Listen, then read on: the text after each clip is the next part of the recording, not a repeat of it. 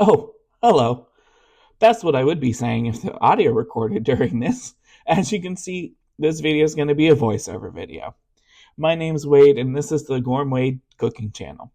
What we'll be doing is we're going to be cooking our way through different cookbooks, like this one here, Start Here by Sohla El-Waylly, and we'll be rating them on a scale of 1 to 10, with different criteria such as how easy were the ingredients to find, how easy was the recipe to follow, did I want to give up halfway through, and how good did it taste.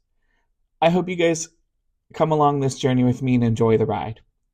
And let's get started with some Bravas Potato Salad. And look at me go. I'm thinking I'm so great. This is my first video and I'm recording all this audio perfectly. Turns out, not so much. Anyways, what we'll be doing is starting with our potatoes. This recipe is, I would say, a very easy recipe. It's just basically boiling potatoes and cutting them up. It's not hard at all. I've got my pot there that I'll go fill with water and put the potatoes in. It's nothing that anybody hasn't seen. It's not revolutionary. And let's go fill this pot with some water. So we've got our water, and the pot is getting ready to boil. Of course, we have to bring the water to a boil before we can add the potatoes. I have no idea what I'm saying here. You just gotta ignore the red face and the slightly sweaty head. It was hot in the kitchen that day. You can see here, this is kind of the layout of the book. There are pictures on the recipes. Sometimes they're a full page spread. Sometimes it's with the recipe. That's just how it goes. But this cookbook I really like because it kind of takes you through steps of cooking and like fundamentals of cooking. Now you can see I've got my 2 bags of fingerling potatoes, which is supposed to be about 2 pounds of fingerling potatoes. Some of them aren't gigantic, and I wouldn't call fingerling potatoes. But that's what they are. I got them easily at my grocery store, so no complaints there.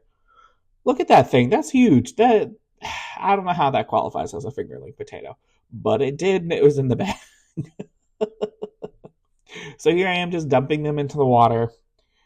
Honestly, I couldn't tell you if it was boiling or not at this point because I don't typically wait. And I just kind of do things as I go. You'll notice that the measurements are taken for granted, and we just kind of eyeball it and trust the ancestors and trust that we know what we're doing. But we will be salting the water, and it's just this really good sea salt I have. So get you some Maldon sea salt. Maldon sea salt, I really like it. Highly suggest.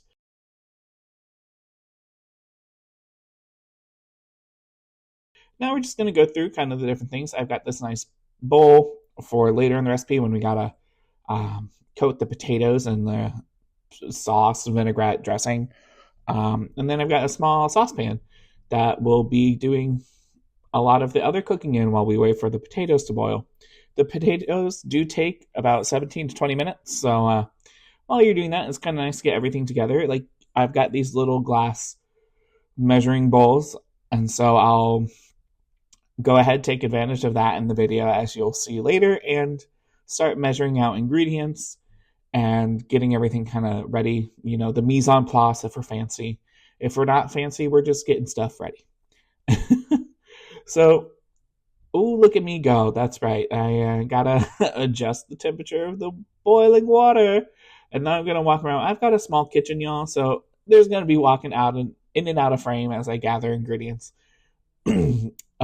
Well, we've got our potatoes and we've got our salt done. So I'm going to start measuring paprika, ground black pepper, and cayenne pepper. That's what we've got. We've got 1.5 tablespoons of smoked paprika, a teaspoon of black pepper, and 3/4 of a teaspoon of cayenne pepper.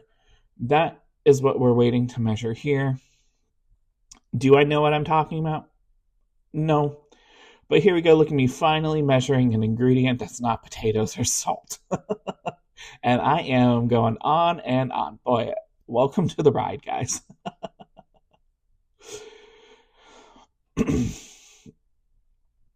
Wow. Oh, I'm reading the recipe. That's what I'm doing. Look at me measuring. That's the cayenne. So that looked like 3/4 of a teaspoon. And now we have the paprika. Now, I'm not going to lie, I love paprika. So I probably overmeasured a little bit, but sue me. If you love an ingredient, I don't see why you can't add a little bit extra. You'll notice with the garlic, that's kind of what we do too. Well, we're going to now do the black pepper. I've got one of those nice electric ones, so I don't know. To my heart's content, just push the button. I'm giving you guys a nice close up of something you can't see. Uh, this is the first video, so I just got to apologize about the angles, about the audio. There's a lot to learn, and I was not prepared for everything that I had to do. So we've got walking off frame again, but that's okay. Just putting stuff away. It's nice to keep your kitchen clean while you're going through these things. Okay, so you'll see here that there's going to be a big steam, and I'm just going to get a little sweatier because it's hot, and I don't know what to tell you guys besides don't look. It was just really me, and I promise that everything is clean. I wash my hands. Don't worry about it. But sometimes you just got to lower the boiling potatoes. So you see all of our spices are there in the bowl ready to go. What we'll be doing next is getting some extra olive oil, extra virgin olive oil. Geez, that was hard to say. Extra virgin olive oil into this pot. And we'll be cooking some garlic in it. It says 4 cloves. You'll notice I don't add 4 cloves. I love garlic. Once again, you love something, you add more of it. A recipe doesn't have to always be followed exactly. Should I be to give you an accurate rating? Yes, but that's not what this channel is about. This channel is about just me cooking the way I would like to cook. Here's our extra virgin olive oil. I think I got this for Christmas, and why it's so small, like in a treat bag or something. So that's what it is. And you'll see I debate here, should I take out the stopper? And I say no. And that was the wrong choice, because you're going to see it's going to take too long to get all of the olive oil out. Mistakes were made along the way, and I'm going to tell you right now, we're not going to have learned from them. We're just going to keep trucking along, because once you've made the commitment, stick to it. Is that good life advice? No, but that's kind of where I was on this day. You can see, it just takes a long time. Like, this is awkward time. This is a long time. Should I have cut this out? Yes. But I'm not going to lie to you. This video is not going to be great, and I know that, and that's okay. We're almost done with the olive oil. You'll be sad to know that we needed half of a cup, and I just couldn't be bothered to take out half a cup. So that's why partially it took so long, and partially because I refused to move the stopper. And that's okay. But we finally have made it onto the garlic. You'll notice I'm using minced garlic from a jar. That's because I cannot be bothered to buy garlic cloves and mince them myself. I also already owned this, and I'm a big proponent of, if you already own it, don't go buy something new. Just use what you have. Save some money. Life's expensive.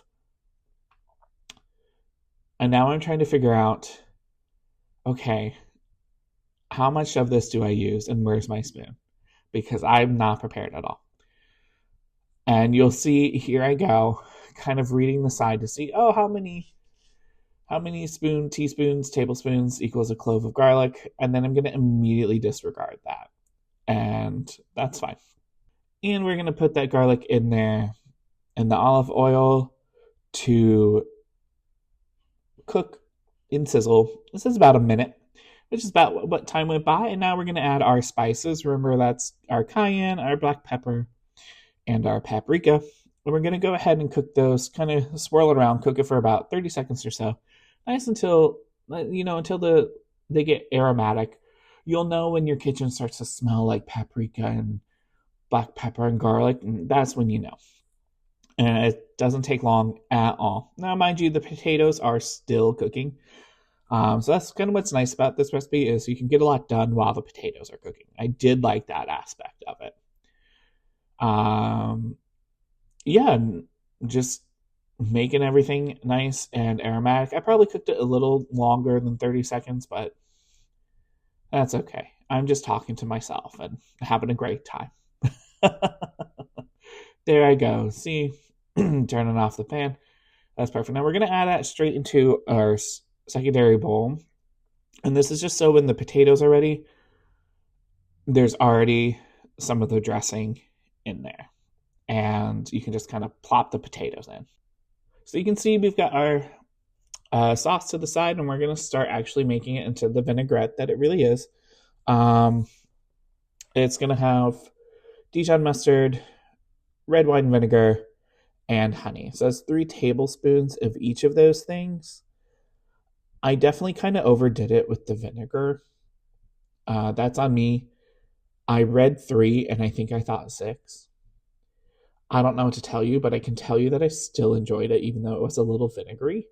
And that's kind of where I would go next time. And look at all of that vinegar. That's way more than 3 tablespoons. And I don't think I realized it at the time, but I'm looking at it now, being like, oof, okay, we did mess that up. Sometimes measuring is good. It's so embarrassing to watch yourself back and be like, oh gosh, I'm not good at this at all. Look at those different measurements. These are all supposed to be 3 tablespoons. Now, I will say the honey and the Dijon mustard, much closer. Much, much closer. The red wine vinegar, that was so far off. But that's okay. And you'll see what we do now is we're just going to whisk all of this together. I don't own a whisk. I thought I did. I don't. It's what happens when you move a lot and you like to cook, but you don't always cook with whisks and potato mashers and things like that. You just don't buy them. But here we go, whisking with a fork, which is just as good in my opinion. And I can tell you right now, I remember that it smelled delicious.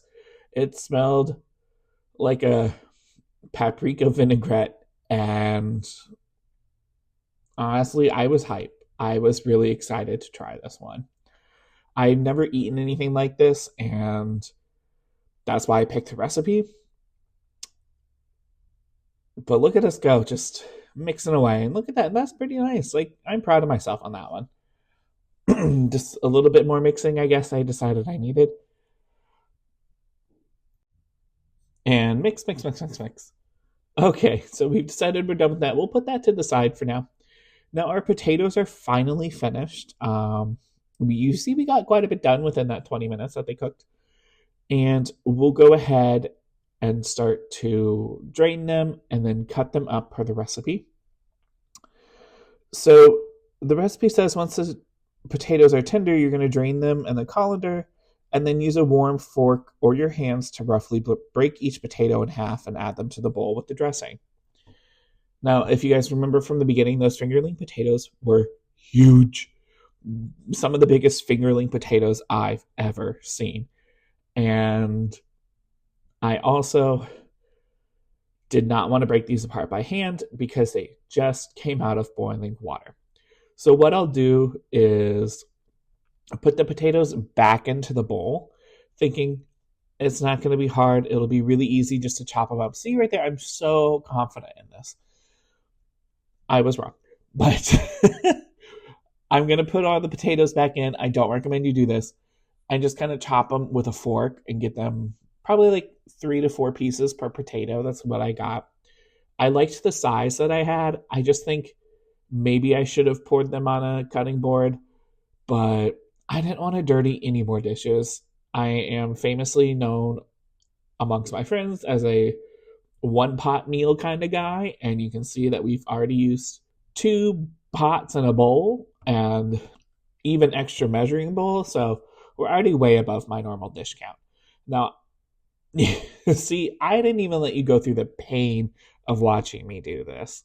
So you can see we get about like 4 pieces of potato per fingerling potato. And I'm not gonna lie, I didn't want you guys to see the pain of me doing this, but just so you can get an idea, here's a little sped up clip.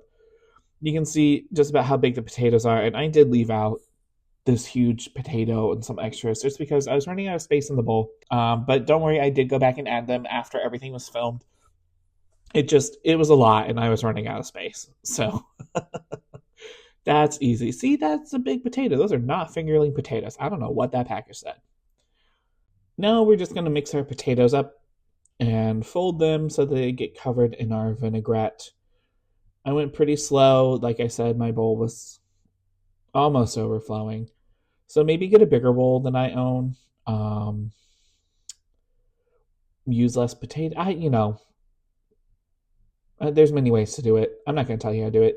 You can follow the recipe. And you can judge your own bowl and maybe get some smaller fingerling potatoes. Now we're done, and we'll give you a close up of what it looks like in the bowl. If I could tell you what this smelled like and how good it looked, oh, look at that, a serving dish. And yes, it is potato chips and some parsley on top. And disregard the potato chips in my beard. I didn't know they were there, and I did snack on some potato chips while I was crunching them. You can just garnish the potato chips and the parsley on top of the potato salad. You can eat this warm or cold. This is obviously warm at this point. We've just put it together.